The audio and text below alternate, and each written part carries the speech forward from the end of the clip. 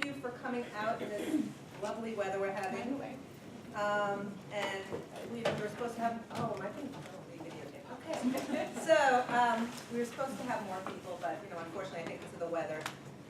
But thank you all who showed up. And we are very excited for our panelists tonight who've come back to talk to us about their experience starting their careers as school library teachers.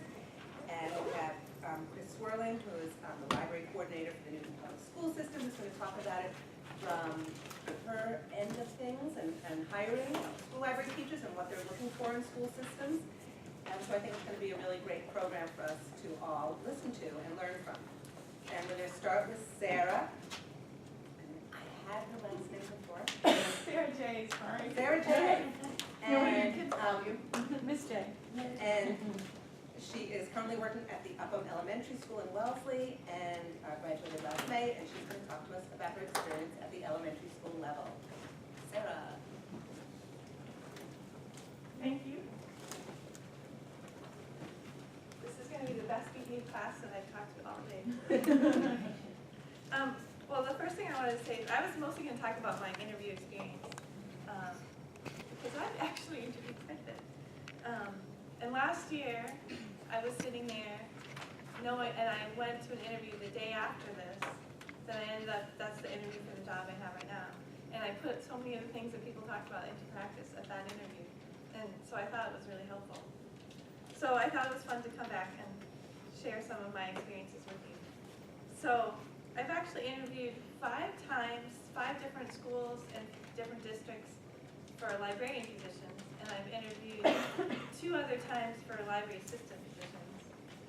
And so I've learned a lot, actually, from having so many different interviews about what I can learn about a district just from the interview. So the first time I interviewed, I'd only been in the program for like a year, and I was interviewing for a long-term substitute job.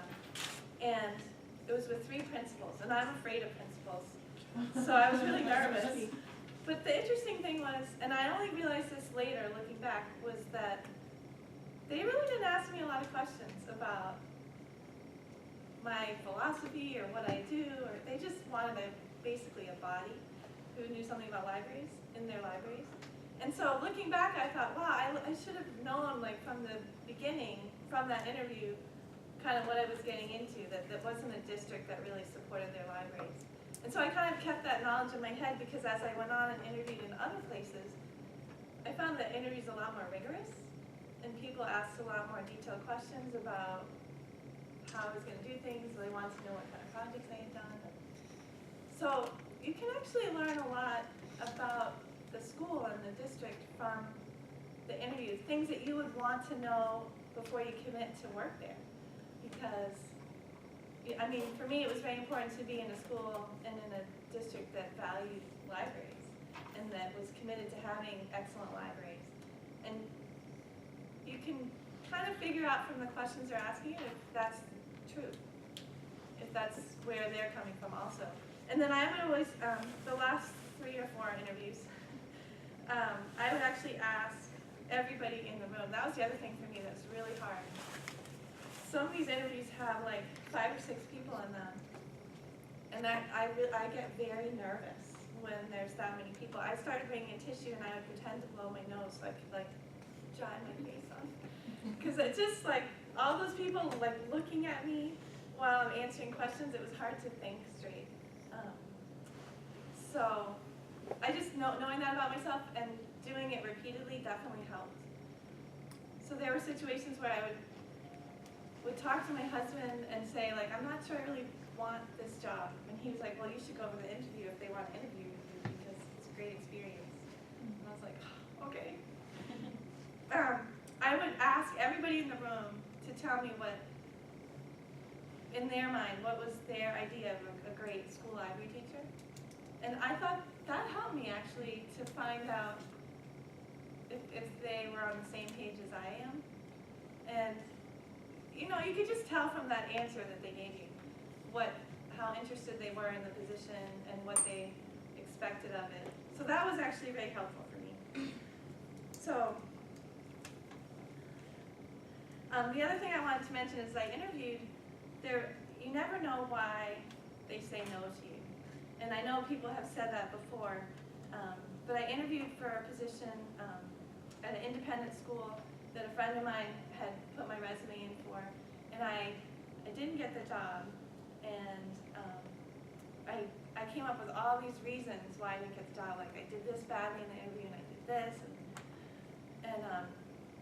and I don't think it was bad to kind of analyze my performance and maybe come up with some ways I could have been better. But it turned out, I found out like months later, that the librarian who was interviewing me had only interviewed me because her colleague had given her my resume. She'd already picked somebody, and she was only just going through the motions. So I had no chance. So that's why it felt really weird when I was in the interview. And it definitely was like off. You know that when you're like, this is not going well. So you just never know why they say no. You can learn from it. It's a good experience, but it's definitely worth. Don't take it too personally when you don't get it. I hope you all get it.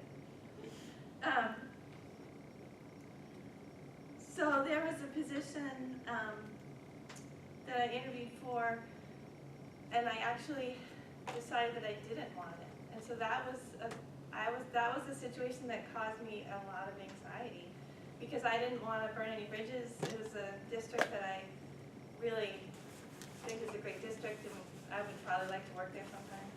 But how do you say no thank you in a way that's really thoughtful and sensitive? So that's something to think about too. I mean, it's perfectly fine to interview and not necessarily think you're going to take the job, and then to even say no in the end.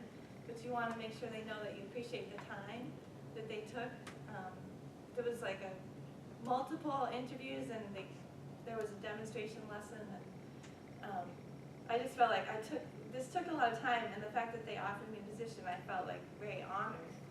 But it wasn't the right fit for me, and so just communicating that and making sure they know that you really appreciate what that they listen to you and that they value, but that it wasn't the right time to be with them.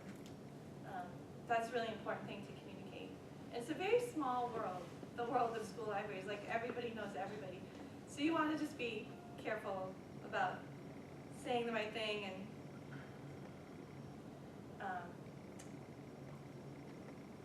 communicating clearly, like, and kind of diplomatically.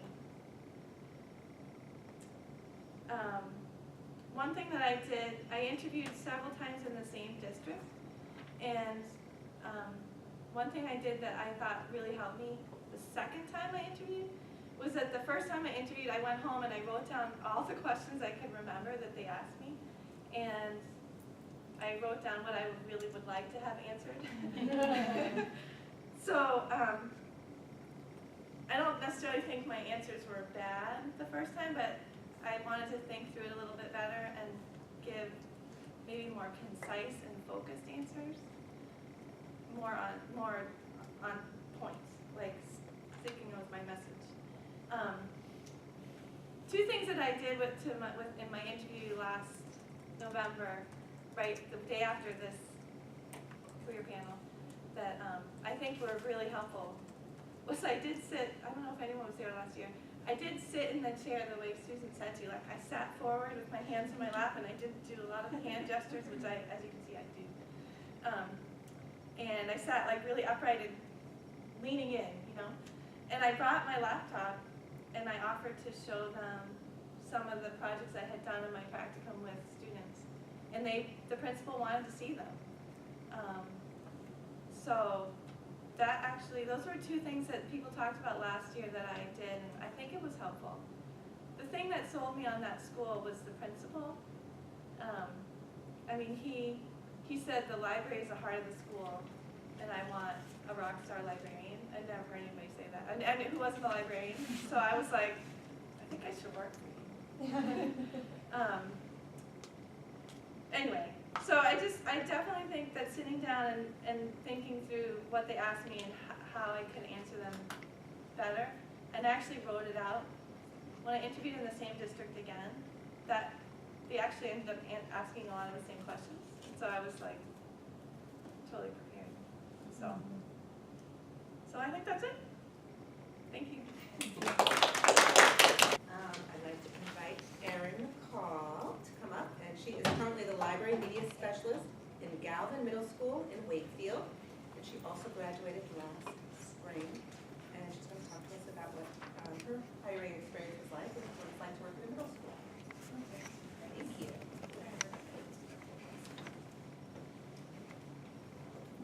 So I have to say that I lucked out in my experience and got my first pick job and didn't have to do a whole lot of interviewing in my process, so I'm very lucky in that respect. When I left last November, I thought, okay, I'm going to get all of my preparation done over the Christmas break and have nothing to worry about during my forthcoming spring practicum, and that did not happen at all whatsoever because life came in the way and I had all this preparation to do before my practicum started, so it never happened. And as I was in my practicum, I was kind of worrying, okay, when am I going to do this? But I'm in practicum now, this is more important, this is what's happening right now. So I did put things off more than I should have, but it all turned out the best, so that's okay. When, I want to say, jobs started posting maybe February, that I was really noticing, and it started occurring to me that this was going to continue, and that if I wasn't starting my preparation now, it may be too late by the time that I have my items available, especially for the schools that I'm interested in. I want to make sure that I have everything by the time that, you know, the right school comes around for me. So that was when I started collecting items. I started putting together a kind of like personal resume website kind of thing. Emily Houston had one last year, and I kind of used the same format with a page with all of my philosophy about teaching that I had put together in Chris Swerling's class, and another page with like learning products from my practicum and pre-practicum, and kind of having artifacts that I can show, you know, while I'm in the interview process. And also to have something that comes up, you know, when you Google my name, that isn't, you know, like my high school athletics or whatever, or like my social media. I just wanted something professional to show for myself. So, despite the fact that I was not super prepared, when the job posting was published that I was interested in, the position that I'm in now, I was not quite ready, but I knew that I had to get things together as soon as I possibly could because I really wanted this position. So in the job description for my current role, there were a lot of talks about coming change. It was a district that didn't have library media staff. They only had one high school librarian, and they were adding on at the middle school and also part-time positions at the elementary school. They were looking for a learning commons model, a very forward-thinking, tech-driven space, and it was also a brand new school that they were building that would be opening in September. And I just thought that was a great opportunity to have this fresh new start. And it didn't hurt that it was like 2 towns away from where I live, and it was on the North Shore, and it was everything I wanted. I had cousins that had grown up in Wakefield, and I just knew that it was a great community, and they were really supportive of arts and education, and I held it to strong esteem. I think if you were to ask me like a year ago where I would have liked to see myself in my head, that probably would have been like my top tier community. So in my interview process, I actually didn't get, I want to say I got my application submitted late March, and I didn't hear back until the day of graduation. So was that maybe late May?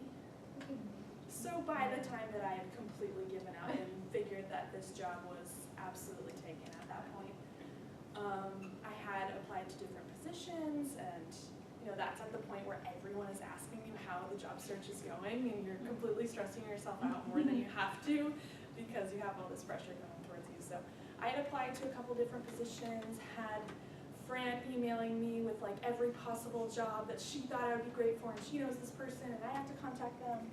And it was overwhelming, and it was especially hard because I still had this position that I was really clinging to, and I was like, oh, I will apply to this, but I really want this one more.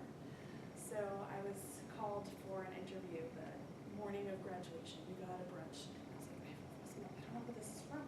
And I got so excited. I'm like, oh, it's a sign, I'm graduating today.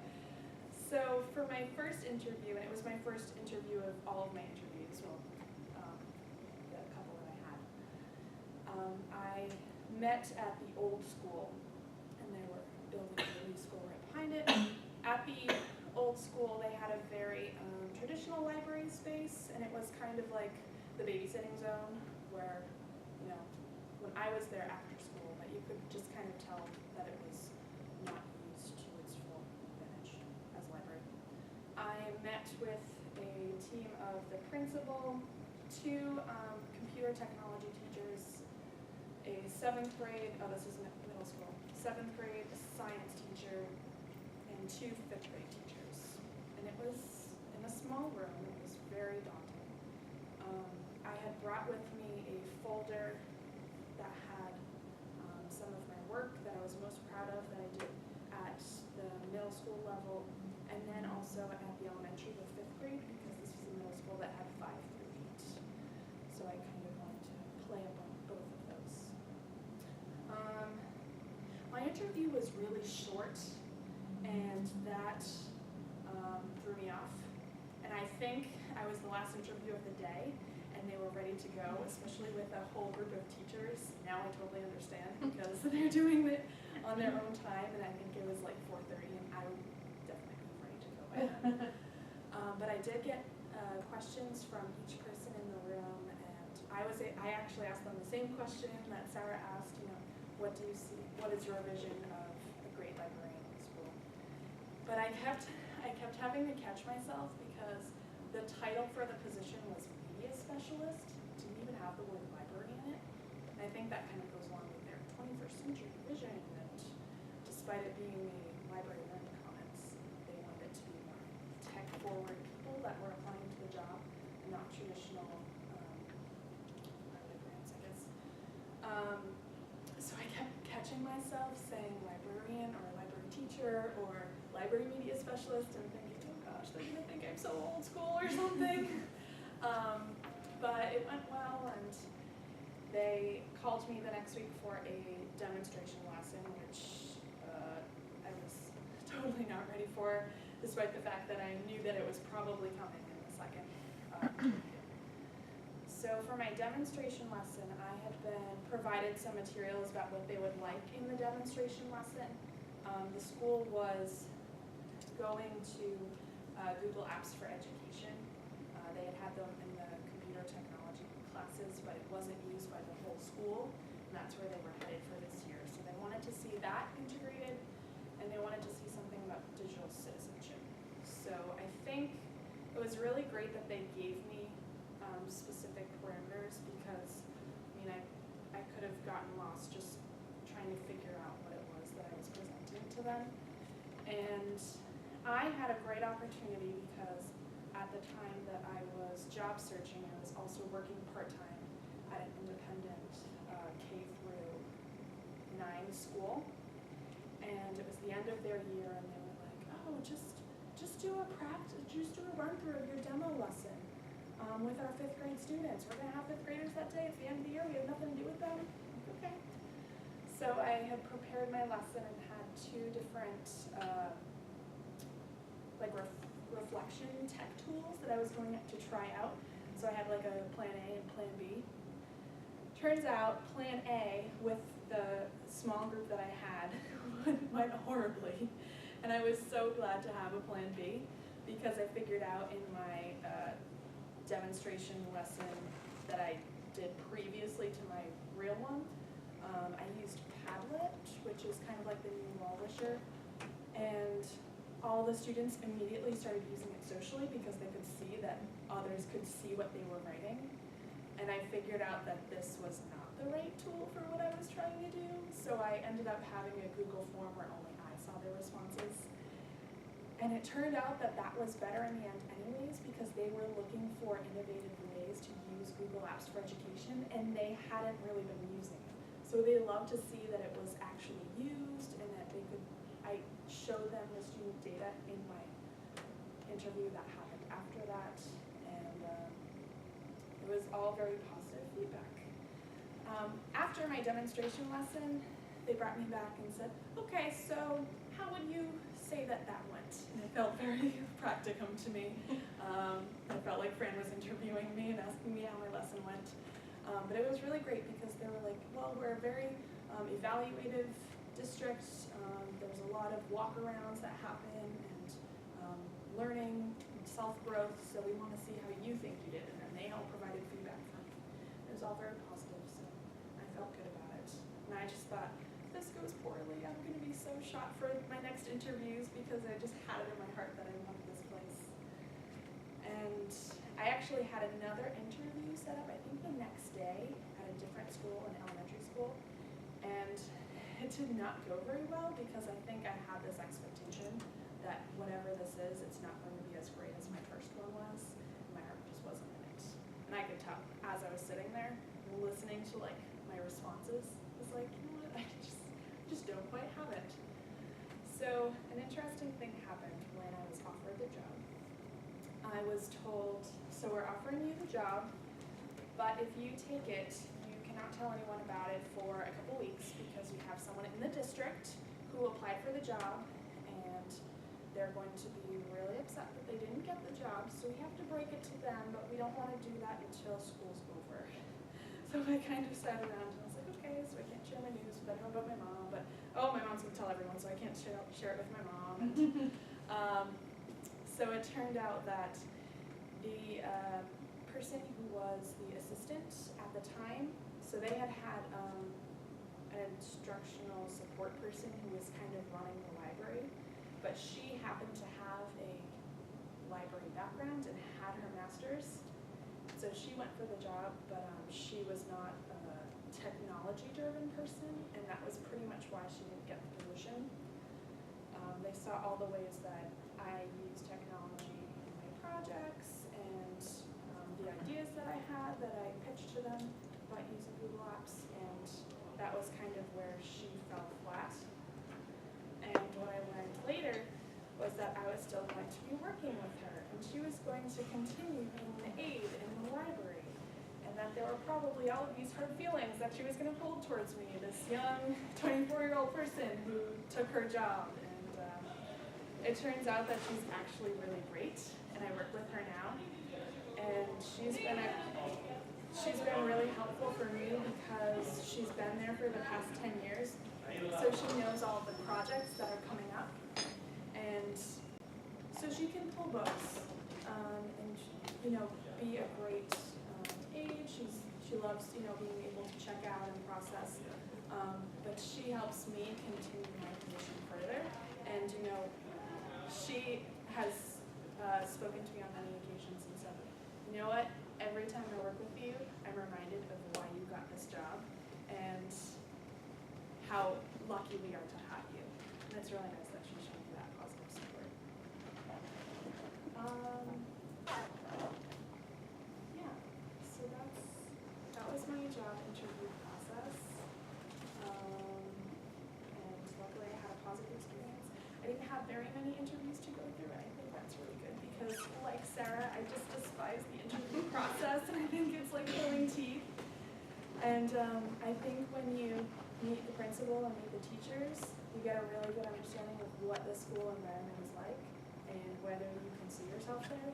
And I could definitely see myself there as soon as I interacted with the teachers and the principal, and I just kind of knew it was the right community for me. So I think when I went into the other one, I couldn't see myself there at all. And you just have to picture yourself there.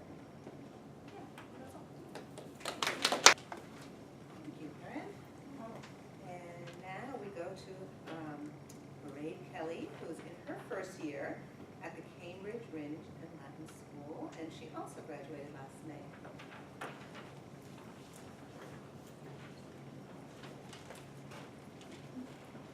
So, I think where I should start, I guess with paperwork, like Erin, I was like, oh, Christmas break, I'm gonna call my undergrad school, I'm gonna get all these transcripts, and I'm gonna get everything on School Spring, I'm not gonna have to worry about anything, which I didn't do. The only thing I got done was I applied for licensure. So I was like, oh, okay, $150, I have Christmas money now, I'm like, I just won't do this now. But I didn't start calling or asking for my transcripts until in February, I want to say, and it took like a full 2 weeks for my undergrad to like get that to me, and also to School Spring. I was lazy and I paid School Spring to put all my grades in and everything for my undergrad because I just didn't feel like doing it, and then they also verify it, so that was kind of another step that I didn't feel like doing. But one thing I want to mention is if you do that, not every school takes everything through School Spring. So once jobs started coming up, which I noticed around March 1st, I was like, great, I'll just put all my School Spring in and apply. Well, no, a lot of different schools have their own platform that you have to apply through. And I realized that to apply for Cambridge, which is where I work now, I needed a hard copy of my transcripts. I was like, thank God I asked them to mail one to me in addition to School Spring, because I had to scan that into the computer and upload it that way. So do that. That was a good thing to do. So yeah, I was ready come March 1st to get everything for applying. So literally I set up my email alerts so that I got emails every day from School Spring. And a lot came out March 1st, a lot came out like March 15th. And I'm like waiting and waiting and waiting, and like no one is getting back to me at all. I'm like, I don't know if this is like a good sign or like they're building an applicant pool. And I literally applied to like every job under the sun that was like I could get to via the T. So literally I don't think I heard from anyone until that weekend after spring vacation. It was like I was done with my practicum, I went to Florida, and I was in the airport like at a layover on my way home, and all of a sudden my phone like has all of these voicemails, and I'm like, what are these numbers?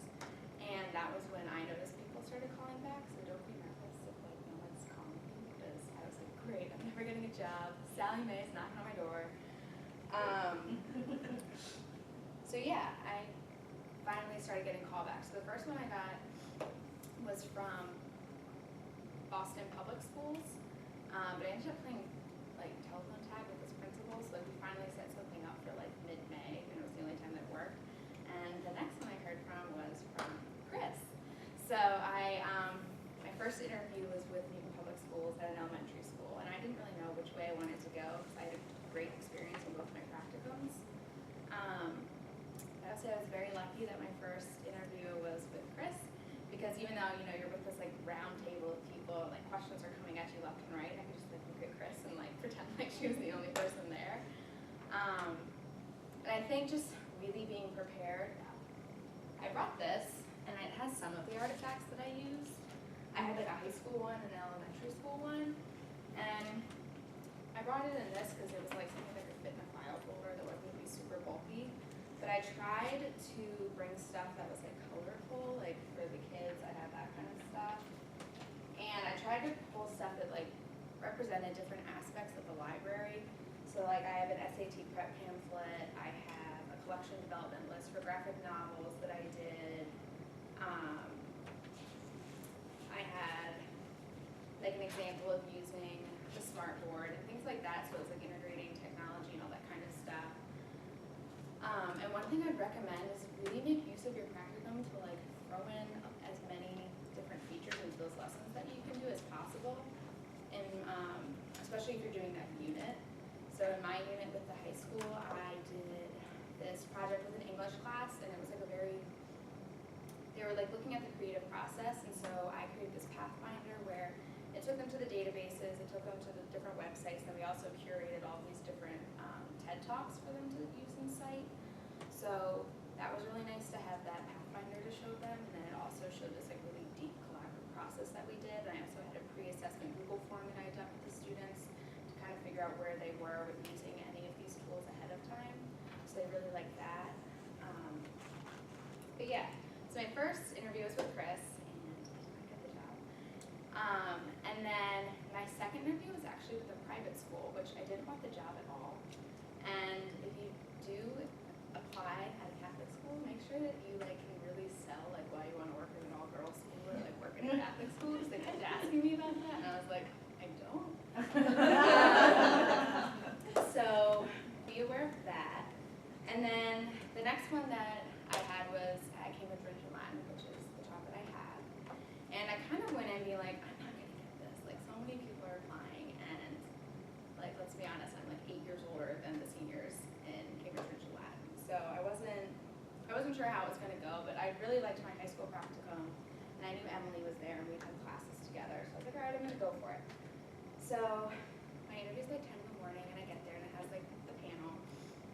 So it was the head of libraries for the district, Emily, an English teacher, a history teacher, and an English language learner teacher. And what was cool what they did is they gave me a piece of paper and it was like, here's all the questions we're gonna ask you. Take 5 to 10 minutes, jot down ideas. So I could actually like pull myself together. So that was really nice, and then it was kind of just the typical round robin. But actually today I asked the teachers from my hiring committee what they had asked me because I could not remember. And obviously the ELL teacher was like, you know, how would you reach out to ELL? So like kind of have those kinds of things in your back pocket, especially with special education and ELL. So I talked about collection development, like having high interest, low reading level books to support those kids. And also I talked about how I like looked at, you know, the Department of Education website for Cambridge. I was very aware of the diversity in that area and how they serve students from all over. My homeroom alone is like Ethiopia, Morocco, India. I mean, it's crazy and it's cool. The next question they asked me was an example when I collaborated with a teacher. So I had this, you know, great example. Oh, okay, well, if you look in my, you know, folder, if you look at that lesson plan with Ben Berman, this is what it is. And so I talked about that process. And they were really supportive of that. And we talked about collection development and like how I would further my professional development, keeping on top of that and balancing, you know, nonfiction to support the curriculum as well as interest reading. They asked about rules and procedures. Again, I'm 26, so I'm not that much older than the, you know, high school students. So we talked about, you know, how I would deal in situations where I had to do behavior management. And I think part of it was just being like, yeah, like I get it. I'm not like an intimidating looking person, and I'm not that much older. But at the end of the day, like, kind of just comes out of you. You don't even realize that, like, you can tell them what to do. But I think they like respected my answer and saw that like I had no issues with like dealing with it and understood it was like probably going to be a bit of a learning process. So that was good. And what else did they ask me? Oh, they also asked me to define like what I thought the ideal school library role was for me to be.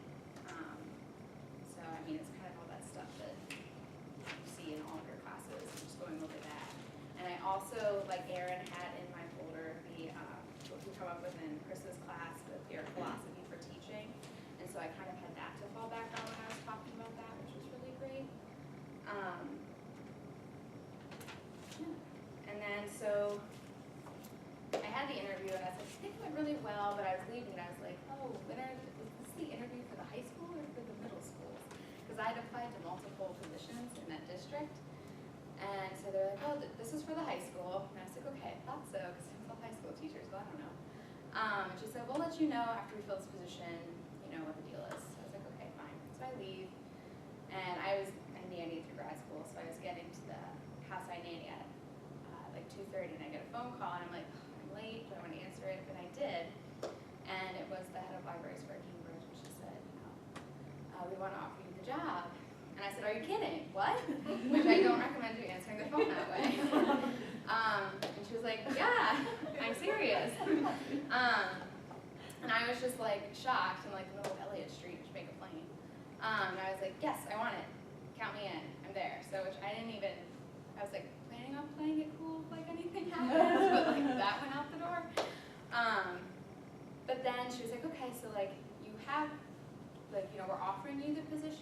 but it needs to be approved by our principal. And then once our principal approves it, like, you know, assuming he does, then the superintendent needs to approve it. So I'm like, so do I have the job? And she was like, as long as the principal okays it, you have the job. So then, like, a week and a half later, I went in again and met with the principal, and he was great, and the interview went really well. Then they're like, okay, now it needs to be approved by the superintendent. So at this point, I was like, I think I have it. So I went ahead and I contacted all of the many jobs I had applied for, and was like, I've accepted another position, like I'd like to withdraw my application. And I wanted to make sure that I did that just in case I ever want to change districts or something happens, that I'm not, you know, burning any bridges. So I think that was an important thing to do. Some people got back to me, some people didn't, but at least I know that, like, I made the effort.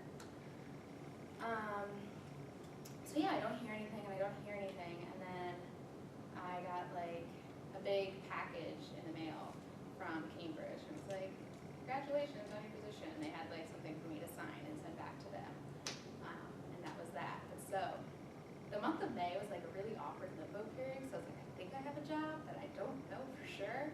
So I would probably not do what I did, just like sit there and like wait, just be a little more proactive about asking about it. Because, you know, now when I'm talking with Marjorie, I'm like, Marjorie, yeah, I didn't know if I had the job. And she was like, why didn't you ask me? So I would definitely do that. And I don't know if there's anything else. You guys did such a good job covering the stuff. And again, like, I had 3 interviews and then I had a job. So it was like a really quick process.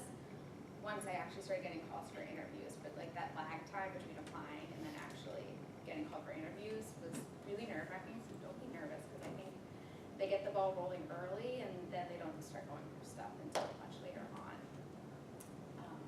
So expect that.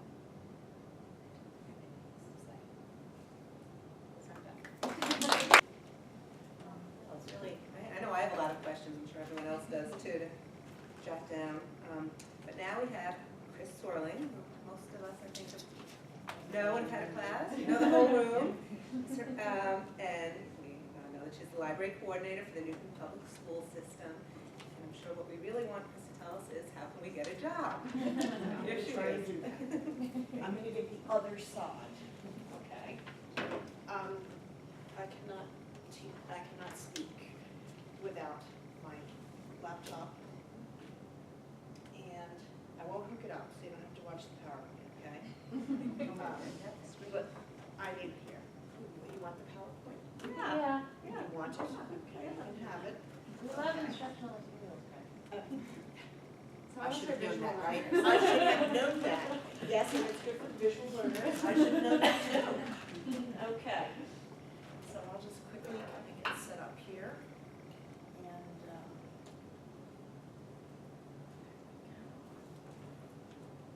where is long enough?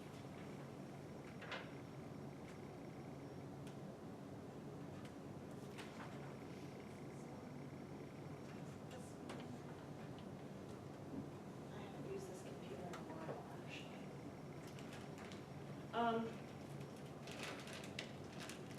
So I have 10 tips for you. And it's going to kind of give them the other side, and it's going to fill in some of the gaps there. Why you didn't hear until after April, even though you filled in that application. I will try and address that. Okay, that worked. There we go. All right, now somebody has to help me figure out how to get this. Oh, it's one of these touch things.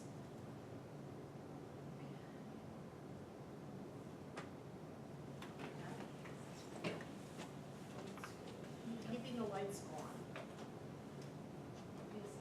Sources, there we go, yeah, because I can't read it. It's just small. There.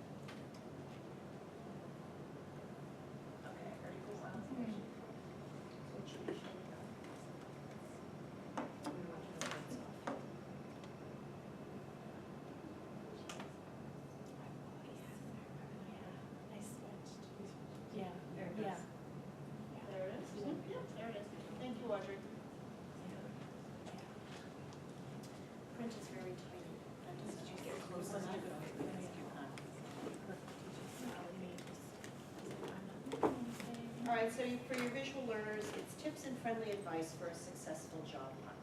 Now, I'm gonna start off with, I know, come on. Come on. We said computers, we said laptop.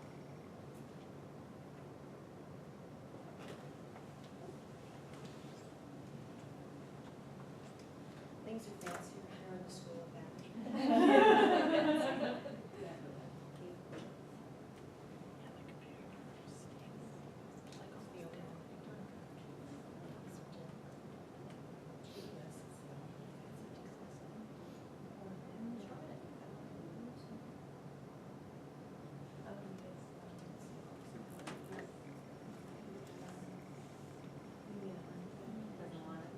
Well, we're not gonna waste time. Okay, no visual learning. No visual learning, sorry. Too bad. Okay, let's turn this thing off.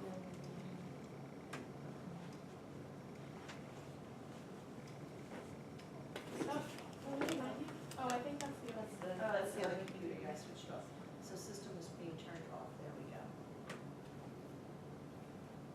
There. Okay. Tips and friendly advice for a successful job hunt. I'm gonna get my notes out from underneath. All right. So I did this in chapters, and my number one tip is for your resume. Make sure that it's error-free. It's your first introduction. I very often know who is applying for jobs in Newton, but if I didn't, that would be the first introduction. It speaks volumes about you. It's your first public face to a school district. Make sure it's error-free. Call upon critical friends. Have friends read it and reread it for clarity, for conciseness, for power words that really express what you did. It may make sense to you. Have someone else read it because someone else is going to be reading it that may or may not know you. And so you want to be sure that what you have in there is really going to reflect your abilities and your capabilities and your accomplishments, and that it may be a match then for what that school district is looking for, okay? Now, here's what you really need to have at the top, certification number. That's the number one thing. In schools, when we're looking for people to hire, we need to hire people who are certified.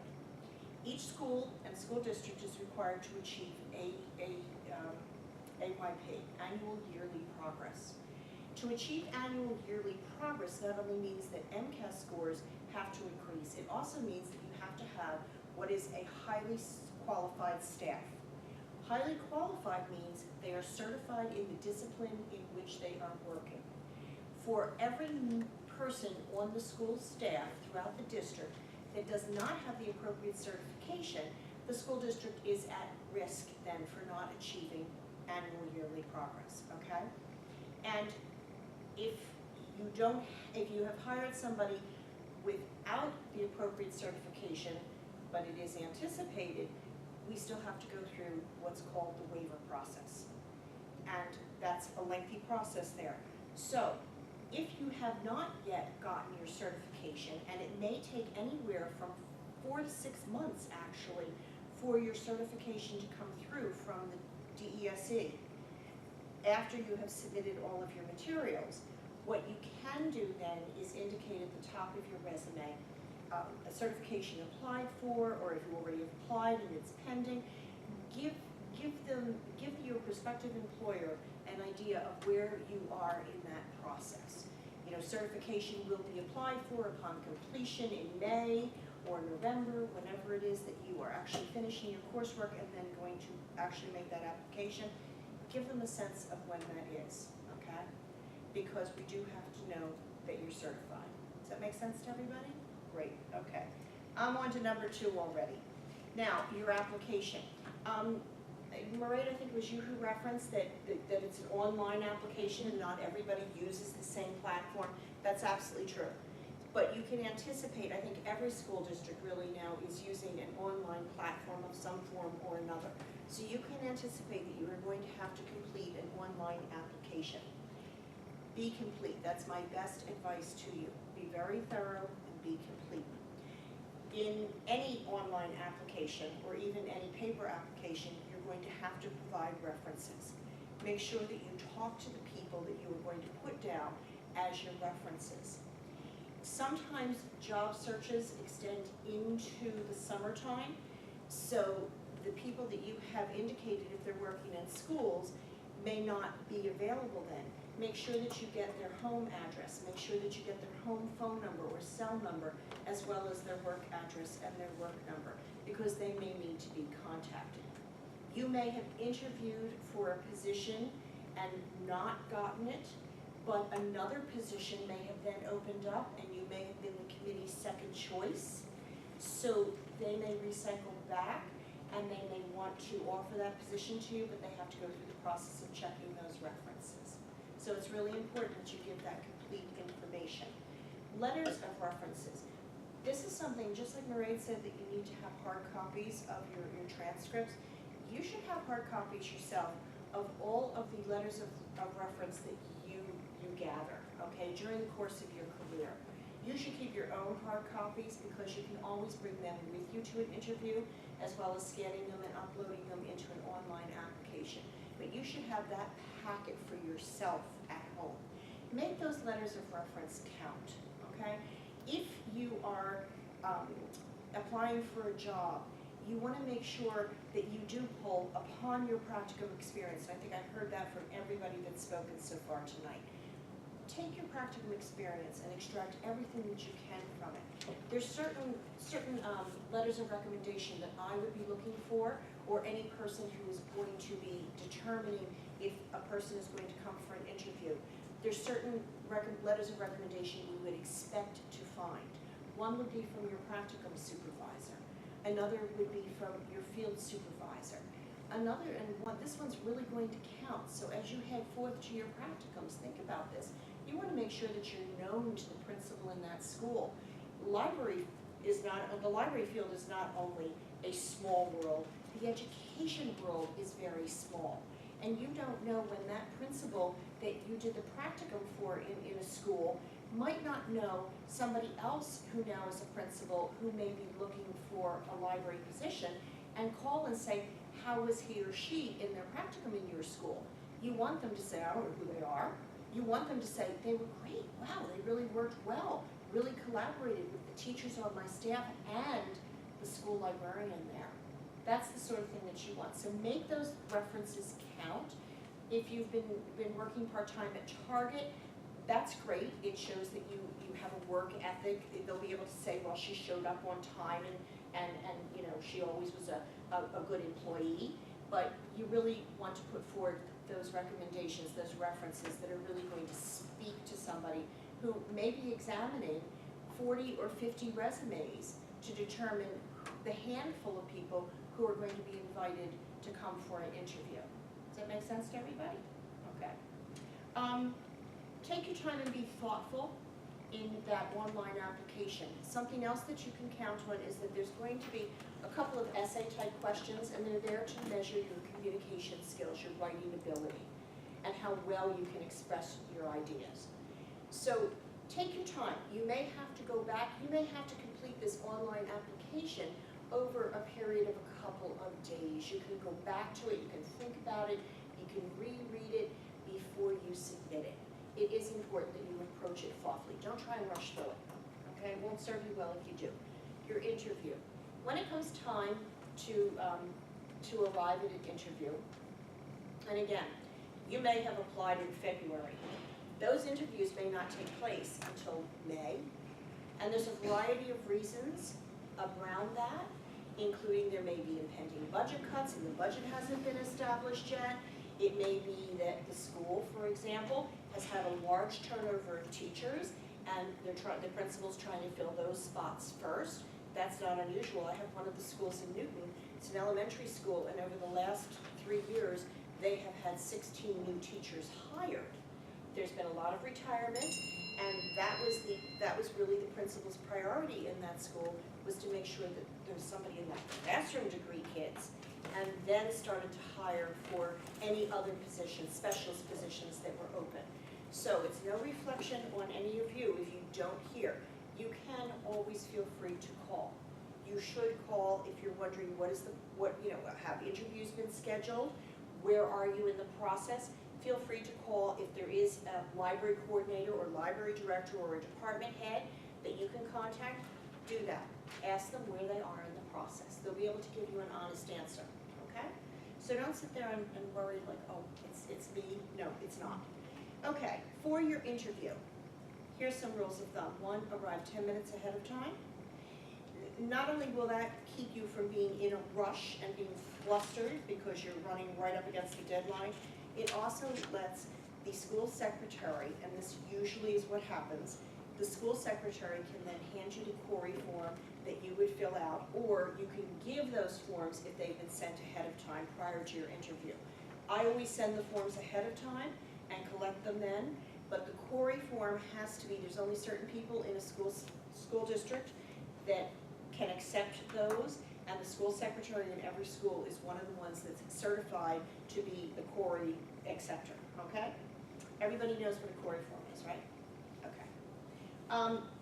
Again, first impressions count, so it goes without saying. Be neat, dress business appropriate, how you might dress once you have that position. Casual clothes, that's fine once you get that position. Put your best self forward, okay? Because that's going to be that first impression. Anticipate questions, oh yeah. So I can't tell you any of the questions that we use in interviews, and I will say that I do change them and I mix them constantly. But there are certain questions that you can anticipate ahead of time. There's just certain questions that are going to be asked in every interview, and one of them is, tell us about yourself. That does not mean that you start with birth. Okay? No. What that means is you think about that ahead of time, and you need to have 3 or 4 well-crafted sentences that are going to build on that first impression, besides that neat appearance that you have given, all right? It's going to really communicate you as a professional, what you're passionate about, and also give a glimpse about you as a person as well, because you bring that to a job with you. So it's okay to add some of your interests in there. You know, maybe you like skateboarding or something like that, okay? It's okay to add those things in there. But you really want to think about how you're going to present yourself, and you do that when that question is asked. Tell us about yourself. Through 3 or 4 sentences that really project that image that you want your audience to have, okay? Emphasize what you can do throughout the interview, not what you would have liked to have done, and that's where you really do. And I'm echoing the advice of Mairead and of Sarah and of Erin. That's where you draw upon your practicum. With every question that's asked, you really try and make it very concrete. Everybody is nervous, and any good committee is going to recognize that it's nervous and that person is nervous and try and project a welcoming atmosphere, but nevertheless, people are going to be nervous. How can you not be nervous? You have that team of eyes looking at you. So it's okay to pause and say, I'm going to think about that question for a moment, if I may. I really want to think about what I've done in my practicum that I could share with you that's going to best answer that. So kind of you stall for time while your brain is frantically thinking, okay, I did this. That's okay. It's okay to ask, to take a little time, to speak slowly. What you want to do is you want to make sure that you speak coherently. Avoid rambling. If you don't really know what to say, keep it short and move on to the next question. But draw upon that practicum. You have a lot of solid experience that you can put forth when someone says, can you give us an example of how you may have collaborated or how you have integrated technology? Yes, I can give you several examples from my practicum at the whatever, if it's an elementary or if it's a high school level, you draw upon 1 or 2 solid examples, okay? Take them and run with them. Use them for all that they are worth. Emphasize what you can do. Okay, the committee. I know that you've referenced the committee already. It can be anywhere from 2 to, I think the largest one that I've ever been part of is 12. Personally, I think 12 is too many people, okay? 2 people, maybe just the library coordinator and the principal and you. Keep in mind that everybody who is invited on the committee, first of all, there's going to be teachers involved and they are giving of their time. But they're also there because they have an agenda. Their agenda is that they work very closely with that school librarian. In some way, their discipline is very attached to what happens in the library. So when you're introduced to people and they go around the table, hopefully they're wearing name tags. I usually try and have that or some sign in front of the person to help you. You need to be jotting down what their discipline is. If it's the ELL person, if it's the SPED person, if it's the guidance counselor, okay? Along with the principal and along with the library coordinator, there's going to be at least 1 or 2 teachers. At elementary, it would be from a higher grade and a lower grade. At the high school level, it's going to be usually from the disciplines that use the library the most, social studies and the English language arts department, but it may be science too. So when you craft your questions, if there's an ELL person there, in some way, you want to hone in on how you differentiate your instruction, and you bring in how I'm very careful to always visually project what I'm speaking. I review vocabulary before I read a book because there may be students in the class. You want to gear your answers to what is possibly the agenda of the person who is sitting there. The principal is there to look for the match, the best match. They know their staff. They know who they're looking for that's going to mesh with their existing staff, and they also have that vision, or they want somebody who's going to help build a vision for a school library program. The library coordinator is there because we're guaranteeing that you have the ability, you have the skill, you have the knowledge. Okay, so everybody has their own piece of the pie there. Don't be intimidated by it. Listen carefully, because that's your first clue of how you're going to phrase your answers, how you're going to construct them so that you manage to strike a chord with each and every person that's on that committee. Now your questions, you get a chance to ask questions too, and your questions are incredibly important. Don't waste them. Don't waste them on things like, well, what is the salary for the job? First of all, they can't tell you. They can't tell you. That's human resources. They can't even tell you that when they've said you've got the job, because that's human resources. If I told somebody, I'd like to offer you the job, and you're going to make so much money a year, human resources would slap my hands, okay? Can't do that, that's their job, okay?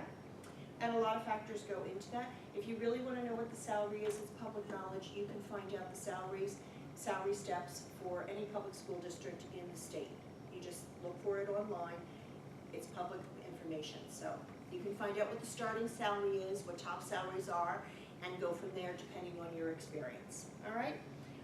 What you want to do is you want to ask questions. It's a two-way street when you are interviewing. I do believe this. You are, as Sarah said, you are looking for the match for you. And you get a great sense of what this school system is about by the questions that they're asking, or even by as you walk into the building and you walk down the hallways of the building where the opening is. You get a good sense of what that school is all about, okay? So you want to ask questions like, along with the one, what is your vision for the school library? And if there's dead silence, that's a real clue.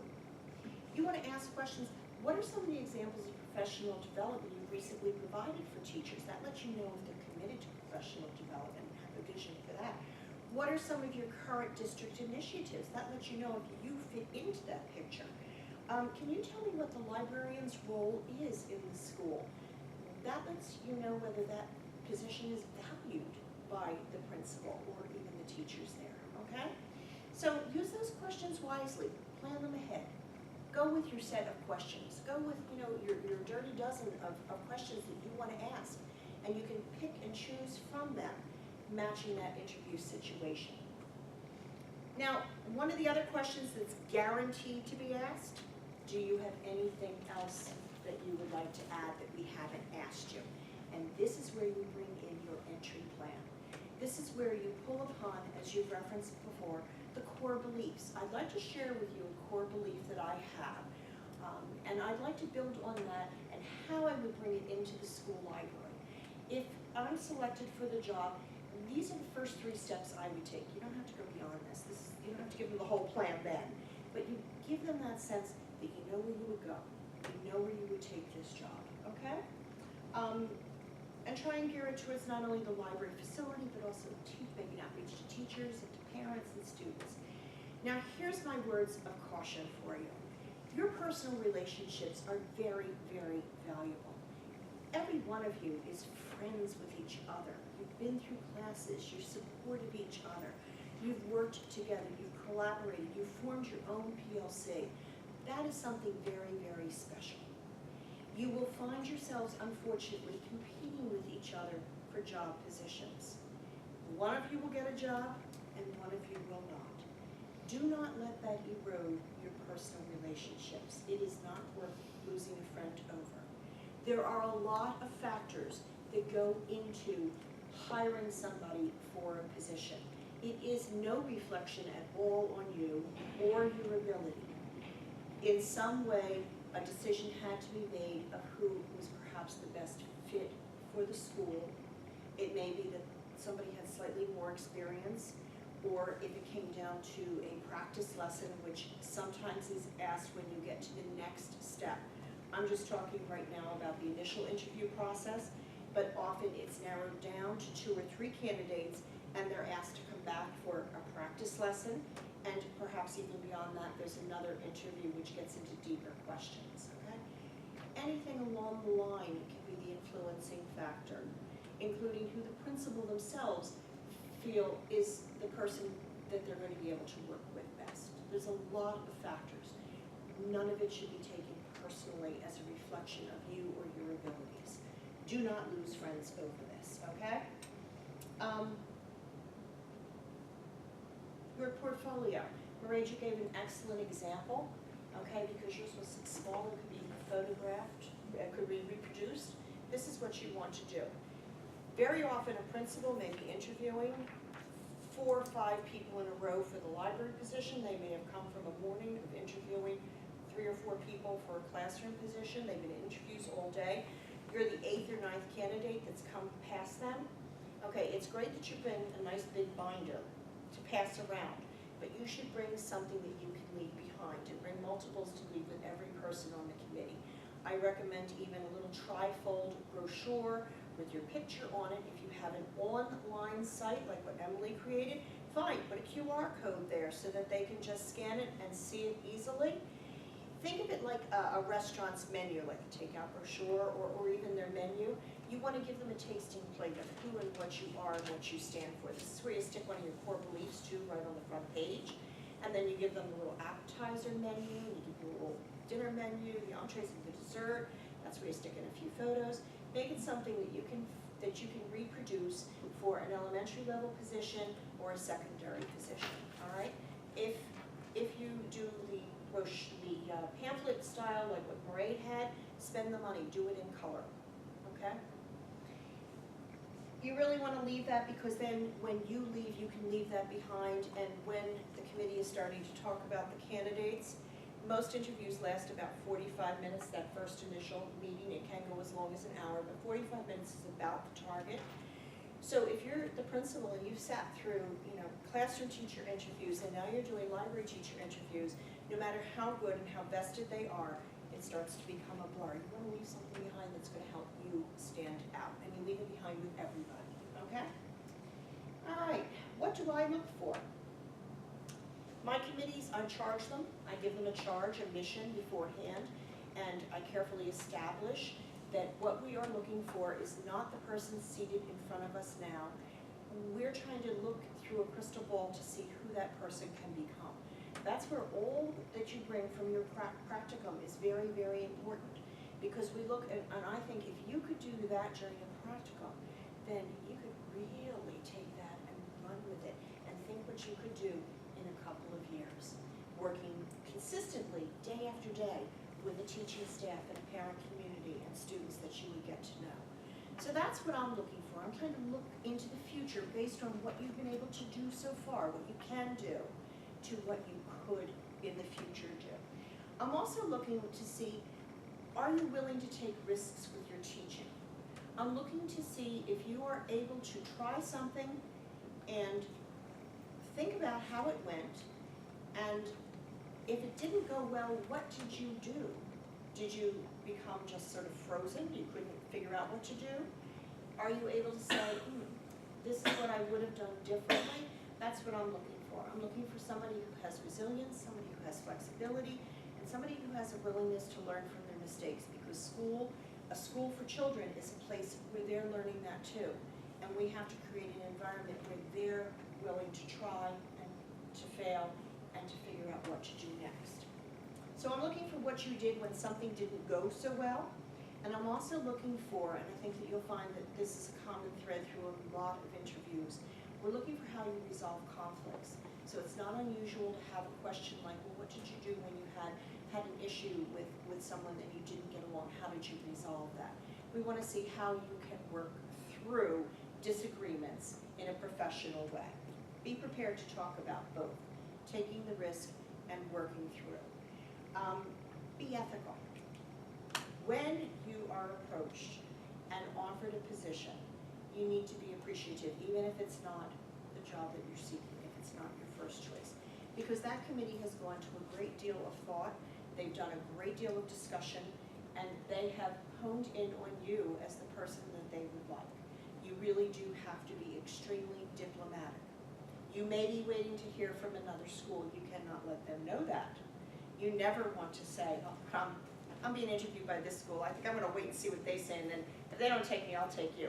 No, that will never fly. That, again, education is a very small community. All right, so you have to be very appreciative. You have to thank them profusely, tell them that you're honored that you've been selected. It is okay to ask, can I have 24 hours? I really need to discuss this with my family. Perhaps the commute is a distance. You have to think about that too. If it's a great distance, you have to really think, are you gonna move? Are you able to move? If you're not, then the writing is kind of clear. Thank you very much. I really appreciate it, but I'm going to have to decline the position. At this time, this is not the right decision for me. You don't have to go into long, elaborate, but you want them to feel that you really do appreciate this, but it is not the right choice for you. Keep in mind, if you have said yes, even if you don't have that contract, if you have said yes, that is a verbal binding commitment to that position. That is as good as signing a contract. And I know sometimes people think they have the conception that, well, I didn't sign anything yet, so I can say yes, but if I get another job, I can, no.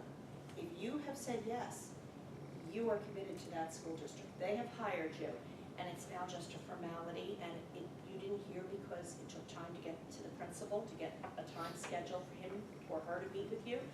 And then if the principal gives that stamp of approval, it's de rigueur once it hits the superintendent's. But it may take time to get from the principal's desk to the superintendent's desk. It's just that practice that they have in place, those steps that they have, those procedures, okay?